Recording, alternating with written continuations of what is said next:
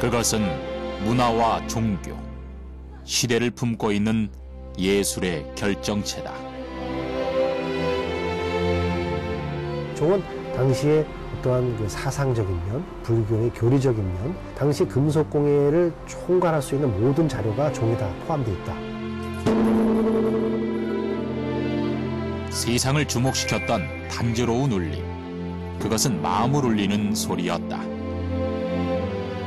종소리로서 모든 백성들의 안락을 우리는 희구하고 왕권 강화를 이도하라는 그런 어떤 목적이 있다고 생각합니다. 천년의 과학기술이 응집된 살아있는 발명품. 사람의 가슴을 뭔가 찡 울릴 수 있는 소리, 천년을 겨운 역사를 어디에 나도 자부할 수 있는 한국. 세상을 깨우는 울림, 그것은 한국의 범종이다.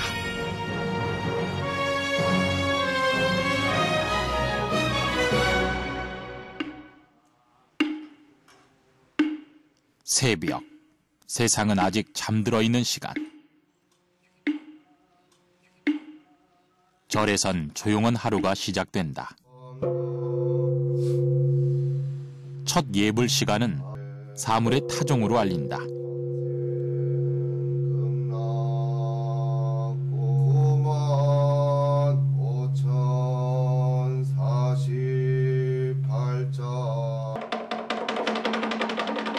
수중 생물을 깨우는 목어.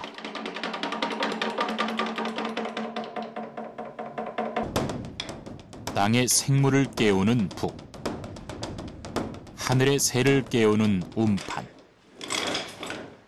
그리고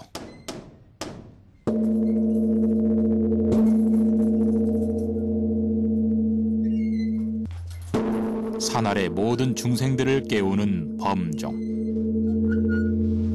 이 사물의 울림으로 하루가 시작됐다.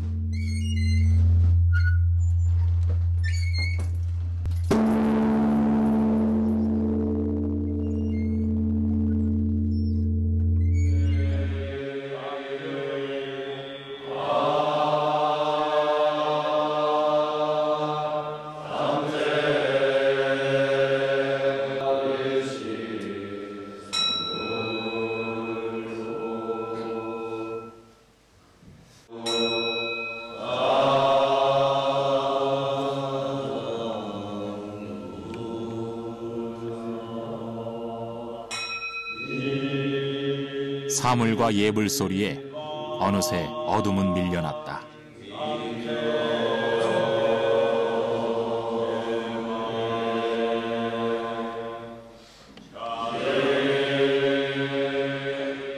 신라 선덕여왕 때 창건한 통도사는 해인사 송강사와 함께 국내 삼보사찰로 꼽힌다. 이것은 불상 대신 석가모니의 진신사리를 모시는 불보사찰로 부처의 말씀을 전하는 의미의 사물을 모두 연주하고 있다. 그 사물의 중심은 범종이다. 사찰에서 부처님의 말씀을 전하는 방법이 여러 가지가 있는데 그림으로서 그려지는 경우도 있고 그 다음에 경전으로 전해지는 경우도 있는데 이 사찰에서 이 종소리라고 하는 것은 부처님의 말씀을 소리로서 전하는 그런 뜻이 있습니다.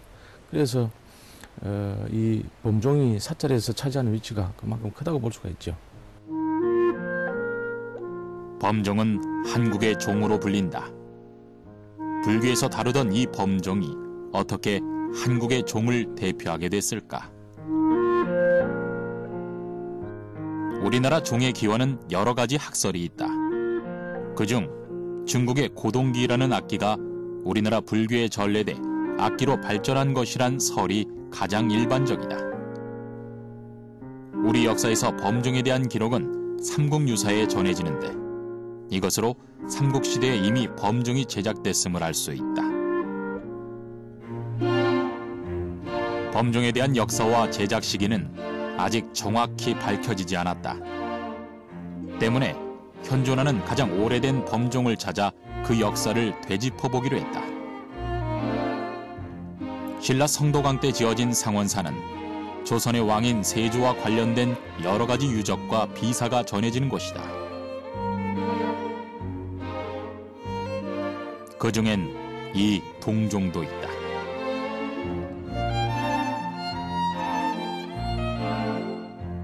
국보 36호인 상원사 동종은 현존하는 가장 오래된 범종으로 그 역사가 종체 곳곳에 남아있다. 상원사 동종각엔 2개의 종이 있다. 요리관 속의 원종과 같은 모양의 복원종이 그것이다. 이 동정은 원래 경북 안동의 종루에 있던 것으로 세조가 이곳으로 옮기는 과정에서 손상이 생겨 더 이상 종의 역할을 하지 못하는 것으로 알려져 있다. 하지만 1300년이란 역사만큼이나 예술성에서도 인정받는 한국의 대표적인 범종임은 틀림없다. 상원사 동종은 통일신라 범종의 특징을 모두 지니고 있다. 종각과 연결된 고리 장식과 그 아래 연꽃 봉오리 돌출 장식, 그리고 몸통에 새겨진 아름다운 비천상.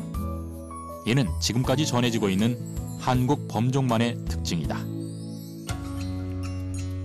한국의 범종은 크게 상판인 천판과 종의 몸통인 종신, 아랫부분에 뚫린 입구인 종구로 구분된다. 종을 매다는 고리인 용류는 한 마리 용으로 장식돼 있고 음통과 연결돼 있다. 종신 상부엔 열례와 연곽이란 돌출 장식이 있다. 종신엔 악기 연주나 공양을 하는 인물상인 종신 부조상이 새겨져 있고 종을 치는 자리인 당자와 종의 맨 아랫부분인 하대로 구성된다. 한국종 중에서 가장 오래되고 또 전현 양식을 구가했던 것이 바로 이 통일신라 상원사 종을 들 수가 있는데요. 한국종의 전형적인 모습을 잘 갖추고 있죠. 한 마리의 용이 입을 벌려서 종의 그 윗부분, 천판이라고 하는 부분을 무릎 올리는 듯한 형상과 그 뒤에 굵은 음통이 있다든가, 그리고 상대와 하대에 아름다운 이러한 그 문양을 장식하고 있다든가, 또는 두드러진 연꽃봉오리가 한 방에 9개씩 36개가 배치된 모습, 그리고 제일 두드러진 모습이 바로 주악상에 있는데요. 주악상이 종의 몸체 앞뒷면에 악기를 연주하고 있는 주악상이 이제 2분씩 도합 4분이 자리 잡고 있습니다. 범종의 뛰어난 장식과 무늬들은 당시의 금속 세공술의 발달을 보여준다. 삼국중 제철 기술이 가장 발달한 나라는 백제였는데 때문에 중북 진천에선 대규모 제철 유적이 발견되기도 했다.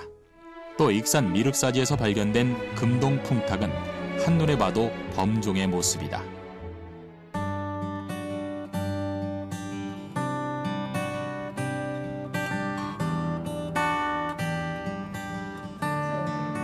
하지만 지금까지 백제시대의 범종은 발견되지 않고 있다. 몇몇 유적과 남아있는 흔적들로 백제 범종의 맥을 이어가고 있다. 철이 생산됐고 재련이 됐다는 것은 아무래도 여기가 그런 제작을 하는 데 있어서 모든 조건을 잘 갖추고 있던 곳이기 때문에 지금도 여기서 작업을 하고 계시고요. 그럼 신라의 범종만이 전해진 이유는 무엇일까?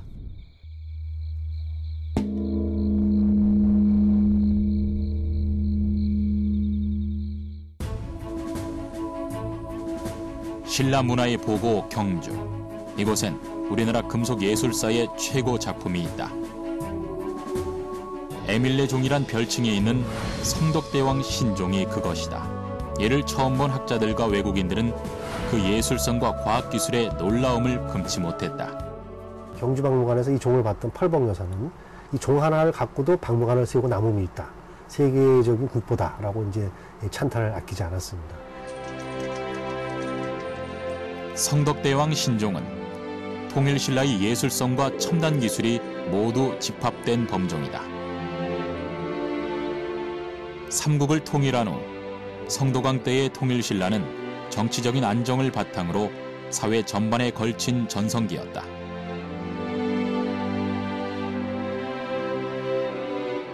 때문에 음악, 미술, 공예 등 문화적인 발전도 컸는데 이는 당시 국교였던 불교를 통해 발현되면서 우리나라 불교 문화를 확립하게 된다.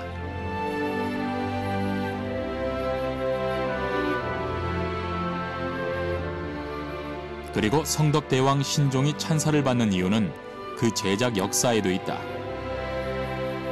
성덕왕의 명복을 위해 만든 이 종은 효성왕, 경덕왕, 해공왕에 이르기까지 3대에 걸쳐 30년 만에 완성됐다. 성덕대왕 신종은 그 771년 해공왕 7년에 만들어진 이래 약 1200년이 넘는 동안 우리는 그 민족문화를 대표하는 가장 대표적인 작품 중에 하나이자 세계적인 작품의 하나입니다. 높이 3.7m, 무게 18.9톤. 국내 최대 종인 성덕대왕 신종은 예술적으로 더 높이 평가되고 있다. 상대와 하대에 새겨진 연꽃잎 무늬들은 살아 피어나는 듯 생동감이 느껴진다. 특히 종체의 비천상은 그 간절함이 느껴질 정도로 정교한데 대부분 악기를 연주하는 상인대 반에 유일하게 향로를 받쳐든 모습이다. 이는 성덕대왕을 기리는 뜻으로 보인다. 제일 이제 주목되는 것이 종의 몸체에 새겨진 그 주악 천인상인데요. 마치 종에서 살아나오는 듯한 그러한 조각적으로 훌륭한 작품으로 조각되어 있는 걸 볼 수가 있습니다. 이처럼 종에 조각되는 하나하나가 굉장히 당신 최고의 장인들이 역량을 동원해서 만들었다는 걸 볼 수가 있고요. 성덕대왕 신종은 신라 예술의 극치이자 종합적 예술이라고 이렇게 생각합니다. 뿐만 아니라 무게가 무려 18.9톤의 큰 종이 1300년 가량의 아무런 하자가 발견되지 아니하고 아직까지 완전한 모습을 지니고 있다는 것은 신라인의 과학정신과 그들의 숭고한 정신세계를 우리는 엿볼 수가 있습니다.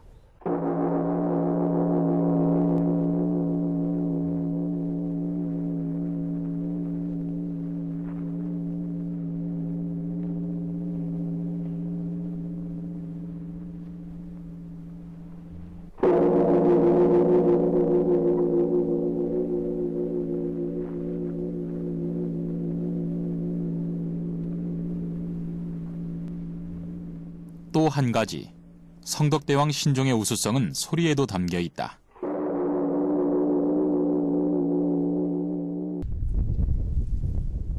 에밀레종이란 별칭이 붙은 원인이기도 한 이 소리엔 어떤 특징이 있을까? 먼저 성덕대왕 신종과 비슷한 크기의 종으로 소리의 파장을 비교해봤다.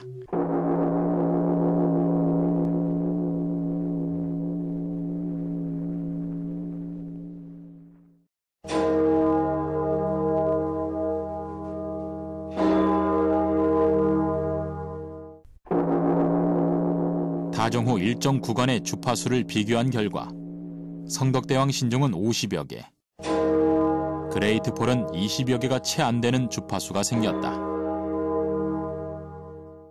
성덕대왕 신종이 1000Hz 내에서 주파수 성분이 한 50개가 넘습니다. 굉장히 많은 주파수 성분이 한꺼번에 어우러나오는 거죠. 이게. 그러니까 그렇게 되면은 이 소리가 아주 복잡하면서 기기묘묘하면서 깊이 있고 아주 심오한, 그러면서 아주 웅장한 그런 소리를 들려요. 직접 들어보셔서 아시겠지만은. 거기에 비해서 그레이트 폴 같은 경우는 한 20개 정도가 안 돼요. 예? 17개 정도 나오는데. 이렇게 해서 보니까 소리가 조화롭고 이렇게 맑긴 하지만은 좀 가볍고 좀 단조롭고 단순한 그런 이제 소리로 좀 이게 무거움이 좀 약한 그런 소리로 들립니다. 이런 특징은 소리가 전달되는 시간과 방법에도 영향을 주는데 성덕대왕 신종과 같은 범종의 모형을 제작해 타격하는 순간부터 시간의 흐름에 따라 소리를 분석해봤다.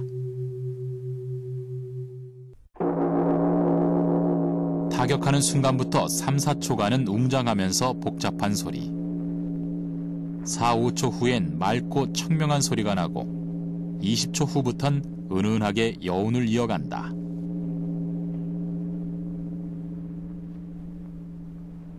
한국종에서는 중요한 특성이 끊어질 듯 이어지는 맷놀이 특성이 상당히 중요합니다. 이게. 그래서 타격음에서도 왕 하면서 이게 뿜어 나오다가 없어지는 것처럼 죽다가 다시 또 왕 또 살아나오는 그런 특성이 상당히 이제 강한데, 이것이 맑고 청명한 그런 타격음, 그러면서 한편 또 웅장하고 하는 소리가 우리 한국 범종 소리 아주 대표적인 우수한 특성이죠. 범종의 이런 특징들은 소리가 전달되는 거리에도 영향을 미친다. 저주파음을 가진 범종 소리는 오래도록 멀리 전달되는데 과거 절에서 친 종소리가 산 아래까지 들릴 수 있었던 이유도 이 때문이다.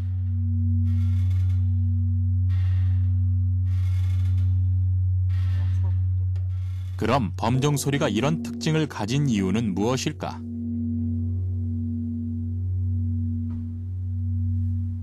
종을 거는 고리인 용류는 한 마리의 용이 음관을 둘러싼 형태다. 이 음관은 만파식적에서 유래됐다고도 하는데 종의 내부와 관통돼 있어 내부의 음을 밖으로 끌어내 멀리 날려보낼 수 있도록 하는 것이다.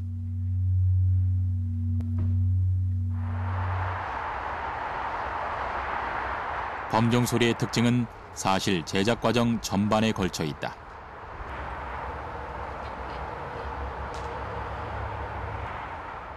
어느 한 부분과 형태가 아닌 종을 만드는 재료와 제작 방법, 기술 노하우 등 이 모든 것이 합쳐졌을 때 우리 범종의 소리가 나는 것이다. 우리나라 범종 제작 방법은 통일신라 때 전해진 그대로 이어져 오고 있다. 때문에 형태보단 크기에서 방법의 차이가 난다. 범종의 주조 방식은 크게 두 가지로 사형 주조와 밀랍 주조법이 있다. 우린 밀랍 주조법으로 하는데 세밀한 무늬를 잘 표현하기 위해서다. 범종 제작의 첫 단계는 밀랍에 무늬를 새기는 것인데 녹인 밀랍을 형틀에 부어서 종 모양을 그대로 굳혀 만들어내는 것이다.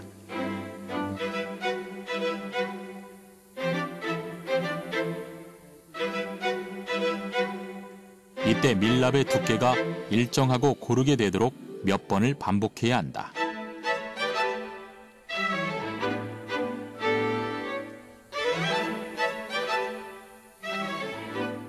굳혀진 밀랍은 형틀에서 벗겨내는데 이때 무늬가 제대로 있는지가 가장 중요하다.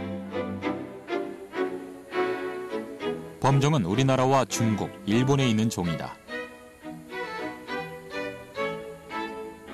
밀랍 주조법은 우리나라에서 주로 하는 방법으로 이것으로 무늬의 표현 능력이 우수해지는 것이다.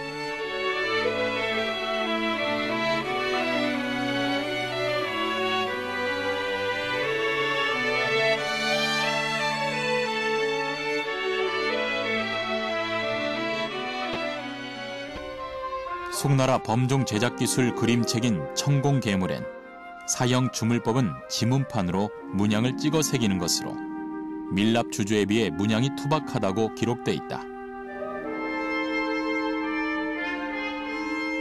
대표적으로 일본의 범종이 사형 주물법으로 제작된다.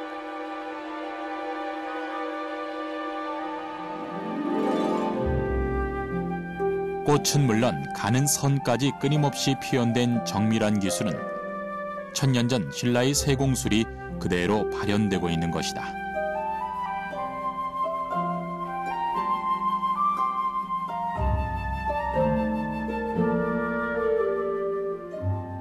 우리 한국종은 원래 천년을 전해져 내려오는 에밀레종이 우리 한국종의 대표작이다시피 되어 있어서 거의 주류가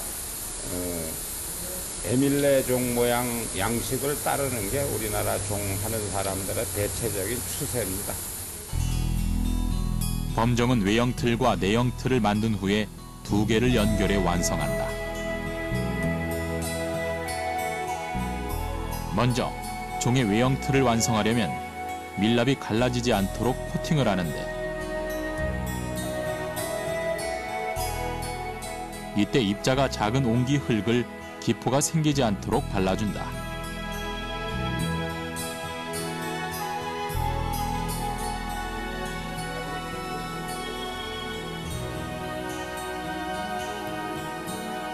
이 작업은 바르고 난 후에 음지에서 자연 건조하는 과정을 5에서 7회까지 반복하면서 1cm 내외의 두께가 되도록 해야 한다.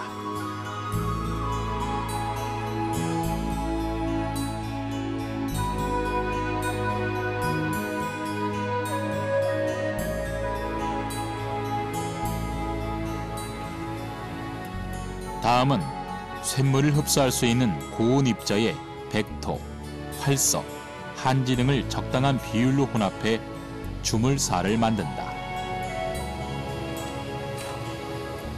이것은 코팅된 표면을 더 단단하게 만들어줘 뜨거운 쇳물에도 이길 수 있도록 해주기도 하는데, 외형과 내형 틀 모두 같은 방법으로 제작한다.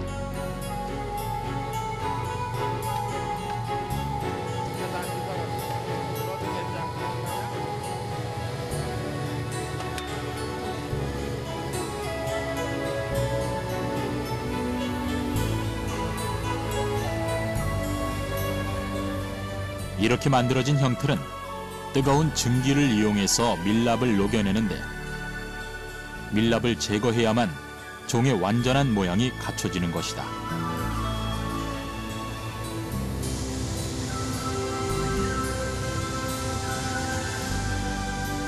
물방울이 나오면 밀랍이 다 빠진 것으로 간주한다. 모든 과정엔 오랜 시간 갈고 닦은 노하우만이 정확한 매뉴얼이다.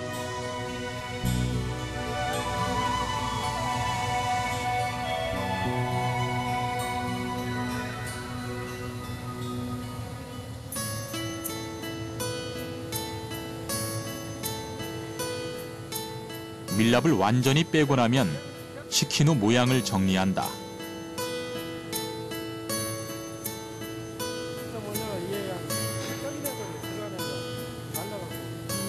그리고 높은 쇳물 온도의 무늬를 보호하기 위해서 그 사이사이를 규사를 칠해 메워준다. 이때 세밀한 무늬들이 규사에 덮이지 않도록 주의해야 한다.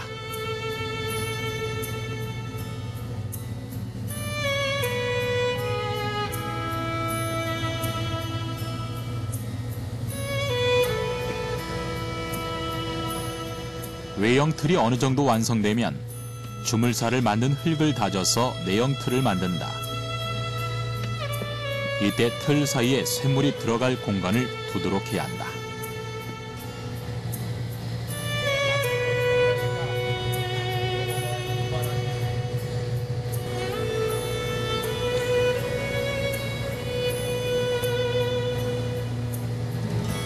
이것이 종의 속모양을 만들어낼 내형 틀이다.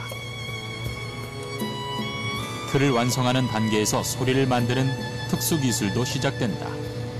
온도차에 따른 표면의 기포를 고운 흙으로 메워서 모양을 고르게 만들어주는데, 이때 흙은 손으로 누르는 것보다 던져서 붙이는 방법이 더 단단하고 미세한 부분도 잘 메워진다.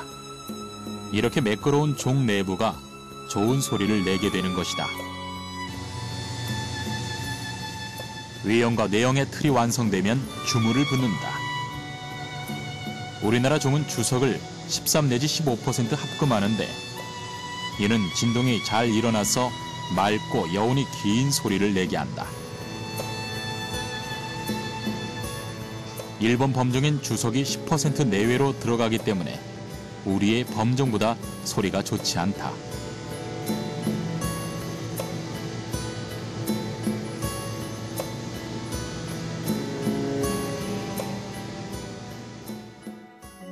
주석과 함께 주물의 주된 재료는 구리다.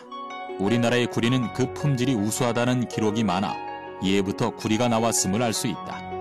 하지만 주석은 나지 않았는데, 범종 주조 이전 가야에서 인도와 중국으로 무역이 이루어졌는데, 그때 주석이 들어온 것으로 추측된다.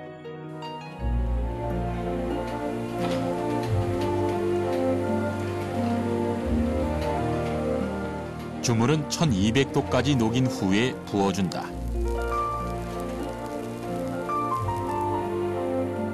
주물의 종류에 따라 다르지만 보통 그 양에 따라 3시간에서 6시간이 걸린다.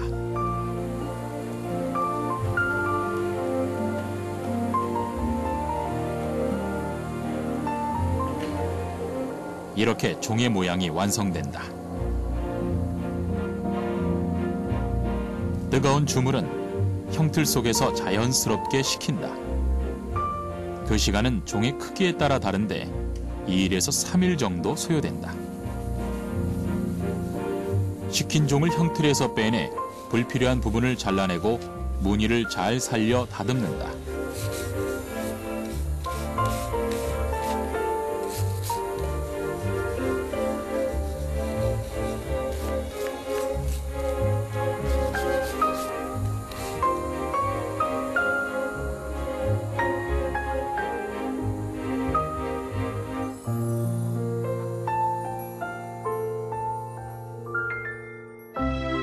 마지막 단계는 착색이다. 원종의 쇠는 청동의 구릿빛인데 다듬고 연마하는 과정에서 생긴 얼룩을 없애기 위해서 유화가루를 물에 타서 부어 검은 갈색빛을 띠도록 한다. 색은 시대에 따라 조금씩 변해왔다.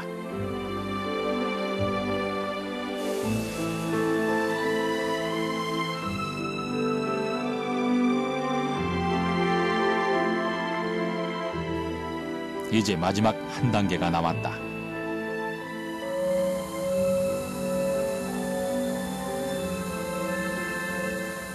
내가 추구하는 소리를 쫓아서 그런 소리, 내가 원하는 소리를 원하는 방향으로 이렇게 하죠. 범종의 주조법은 소리를 만들어가는 과정이다.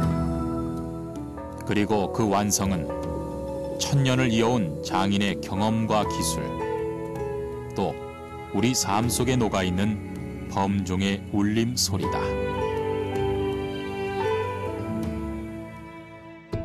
범종의 유래는 중국에 기한다. 하지만 한국의 범종은 그것을 초월한 독창적인 기술로 재탄생됐고 역으로 중국과 일본에 전파됐다. 일본은 임진왜란과 일제강점기에 수많은 종을 약탈해갔고 우리 범종을 문화재로 지정하기도 했다. 한국 범종의 우수성은 세계 각지에도 알려져 이제 단순 범종이 아닌 고유 명칭도 가지게 됐다. 한국종의 특징이 천판의 용두와 음통 그리고 몸체의 각종 문양이 있기 때문에 우리는 그 한국종이라고 특별히 코리안 벨이라고 우리는 이름을 짓고 있습니다.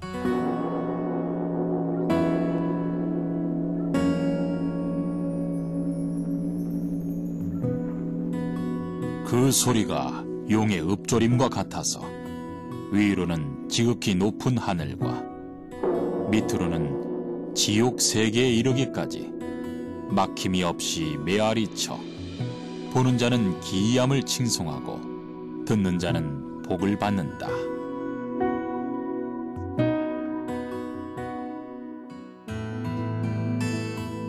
그럼 우리 범종은 서양의 종과는 어떤 차이가 날까? 그것은 종의 위치와 타종 방식에 있다.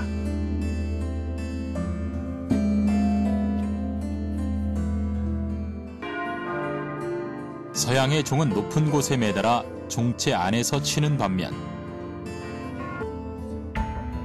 우리나라 종은 낮은 종각에 매달고 종체 밖에서 친다. 그런데도 앞서 실험처럼 범종 소리가 더 멀리 오래 전달되는 이유는 뭘까? 그것은 명동 때문이다. 크게 울려서 흔들린다는 뜻의 명동은 종 아래의 구덩이를 파서 공명 효과를 극대화시킨 장치다. 현악기에서 현만 가지고서 내는 소리보다는 그 음통을 이용해서 내는 소리가 훨씬 증폭돼서 크게 나오는 것처럼 이 종에서도 종체의 진동만으로 내는 소리보다는 종체 및 그 종체 안에 있는 공기가 같이 진동을 해서 공명되면은 굉장히 큰 소리를 낼 수가 있습니다. 타종과 동시에 종의 내부와 외부엔 진동이 생긴다. 이 둘은 서로 다른 크기와 방향으로 진행되는데 종 아래 명동을 파서 간극을 조절해주면 그것을 통한 또 다른 진동으로 종의 내외부 진동이 일치하게 된다. 이때 종소리가 극대화되는 것이다.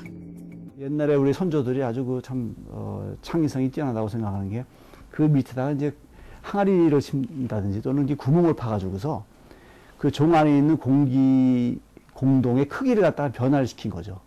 경험하고 이제 그 실험을 통해서 파악을 해서 설치를 한 그런 이렇게 함으로써 이제 그 소리가 굉장히 아주 더 웅장함을 갖다 더 크게 증폭시킬 수 있는 그러한 그 효과를 낼 수 있는 게 공명 현상이고 또 그거를 이용한 것이 바로 이 명동이라고 해서.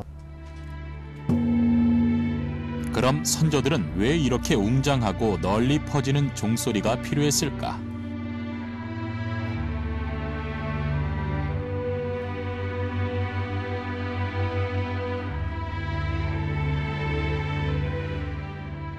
세조 5년에 봉덕사의 종을 영묘사에 이건을 했었습니다. 이건한 이유는 그 영묘사에 이건을 해서 병사 징집 등을 활용하기 위해서 타종을 하기 위해서 옮겨서 이건을 했던 것입니다. 1507년 중종 이전에 다시 이 영묘사에 있던 종을 봉황대 아래로 다시 이건을 했습니다. 이건한 이유는 병사를 징집하거나 업성, 성문을 열고 닫았을 적에 타종하기 위해서 옮겼었던 것입니다. 성덕대왕 신종의 주조는 12만 근이라는 엄청난 양의 구리를 들여서 만든 전 국가적인 사업이었다. 종의 명문엔 당시의 제철, 세공기술자는 물론 학자, 예술가, 제작을 지원한 양반, 대신들의 이름도 새겨져 있다. 이는 종의 주조가 단순히 선덕왕의 명복을 비는 것만이 아닌 국민의 단결을 통해 강력한 왕권을 확립하려는 뜻이 담긴 것으로 볼 수 있다. 과거 성덕대왕 신종에 있던 경주 봉덕사는 조선시대의 큰 홍수로 소실돼 버렸다. 지금은 그 위치조차 파악하기 어렵게 됐지만 종과 종각은 그 모습대로 남아있다.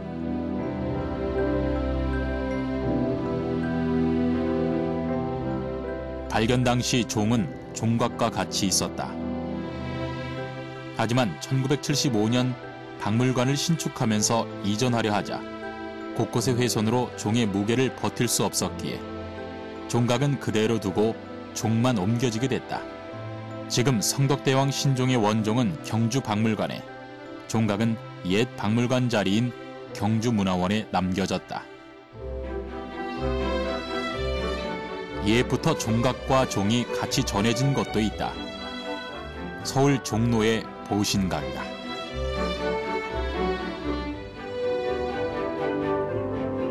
옛 한양의 중심에 있었던 보신각은 원래 종로만 있었는데 후에 종을 걸어 아침 저녁으로 시간을 알리는 용도로 이용됐다.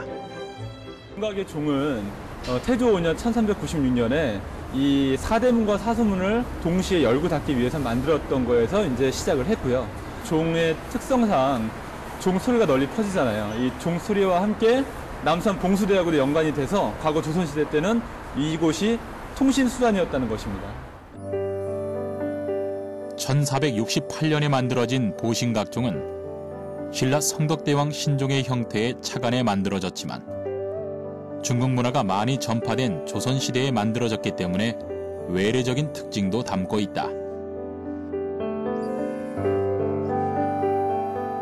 높이가 3m가 넘는 보신각종은 용류의 중국 범종의 특징인 2마리 용이 장식돼 있다. 명문엔 종을 만드는 데 관계된 사람의 이름이 계급과 직급별로 나열돼 있는데 다른 종들과 달리 왕가의 인물이 아닌 학자와 관에 소속된 인물이 많다. 보신각종, 특히 이 종에는 독특하게 원래는 보살상이 4방향이 있던 걸로 다 확인이 되는데요. 어떤 이유인지 그 부분을 인위적으로 지웠습니다. 다른 아무런 문양이 없고 대신 큰 종의 몸체를 돌아가면서 긴 내용의 그런 명문이 새겨져 있는 걸 볼 수가 있는데요. 유명한 동국여지 승남을 집필했던 서거정이라든가 이러한 그 아주 당시 최고의 학자들의 이러한 그 내용, 명문과 또 그 주조에 참여했던 많은 인명들이 기록되어 있어서 조선 전기의 그 범종, 즉 한국의 금속공을 연구하는 굉장히 중요한 자료가 되는 작품이 바로 보신각종입니다. 조선시대 이전인 고려는 외세의 침입이 잦았던 터라 통일신라에서 전해진 종의 양식에서 많은 변화를 겪게 된다. 그것은 종의 크기에도 변화를 가져왔다. 주로 이제 소종들이 많이 만들어지는 것도 고려시대에서 볼 수 있는 특징 중에 하나입니다. 다만 이제 고려 후기, 즉 14세기가 되면 종의 새로운 변화가 일어나는데 이것이 바로 중국종의 새로운 유입과 그를 모방한 작품들이 등장하는 겁니다. 삼국시대, 고려시대를 거쳐 조선시대에도 범정은 종교적, 정치적 의미를 담고 있다. 숭유억불 정책을 표방했던 조선시대에 불교 악기인 범종이 한양의 중심으로 나온 데는 당시 조선 왕의 관용심을 보여주기 위함이란 해석도 있다. 반면 당시 한양 사람들의 일과는 보신각 종소리에 맞춰져 있었는데 새벽 4시엔 33번 종을 쳐서 통행금지를 해제하고 하루 생활의 시작을 알렸으며 밤 10시엔 28번 종을 쳐서 통행을 금지하고 하루 생활의 끝을 알렸다. 이를 파루라고 하는데 당시 범정은 왕이 백성들의 시간을 지배하는 수단이었던 것이다. 보신각종은 도성 곳곳에 들리도록 한양의 중심에 위치해 있었다. 그러다 보니 유독 순환을 많이 겪은 종으로도 유명한데 1597년 임진왜란 당시 종각과 종이 모두 불타 사라지자 원각사에 있던 종을 옮겨 걸었다. 그 후로 4차례의 화재와 중건을 반복하면서 고난을 겪었는데 고종이 보신각을 명명하면서 보신각종이 된 것이다. 대한민국 건국 이후 보신각종은 보물 2호로 지정됐지만 근대에 와서도 한국 전쟁 등으로 고초를 겪었다. 지금 원종은 곳곳에 균열이 생겨 국립중앙박물관에 보관돼 있다.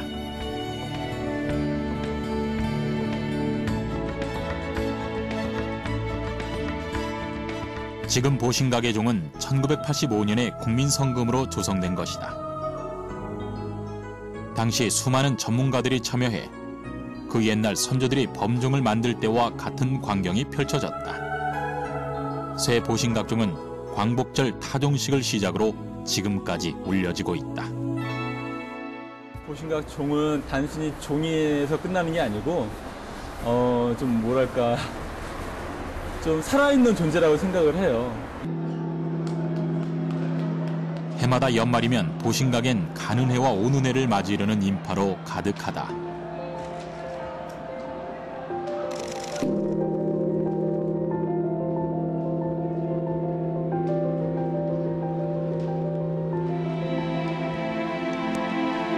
과거 파루를 통해 시간을 알렸듯이 지금의 서울도 연말 자정 33번의 종소리로 새해 새날이 밝았음을 온 세상에 알리고 있다.